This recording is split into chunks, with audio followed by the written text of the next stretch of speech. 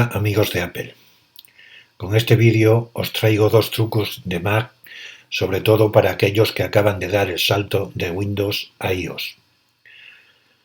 Al verse en este nuevo sistema operativo de la manzana mordida, echan de menos, por ejemplo, la tecla suprimir para borrar el carácter que está a la derecha del cursor, o el comando control más alt y más delete para salir de una aplicación bloqueada.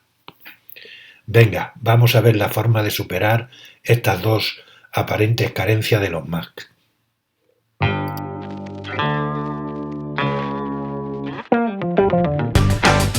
Cuando una aplicación se bloquea, en Windows utilizábamos el comando control más alt y más delete. Bien, en los Mac, este comando está pulsando al mismo tiempo la tecla comando alt y escape. Te saldrá el monitor de actividad con el que podrás salir de la aplicación bloqueada, seleccionando la misma y pulsando en forzar salida. En Windows, para borrar un carácter que está a la derecha del cursor, usamos la tecla suprimir. Los Mac no tienen esa tecla, pero tienen un comando que hace las mismas funciones. Este comando es pulsar al mismo tiempo las teclas Fn más retroceso o borrado. El carácter a la derecha del cursor se borrará.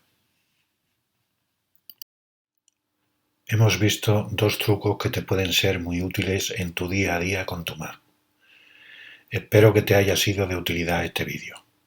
Si ha sido así, te ruego que pulses en me gusta, hagas algún comentario sobre el mismo, lo compartas con otros usuarios de Mac y si ya te suscribieras a este canal sería el no va más. Adiós, hasta mi próximo vídeo. Suscríbete a mi canal y después pulsa en la campanita de las notificaciones para que te lleguen las notificaciones de cuando suba un nuevo vídeo.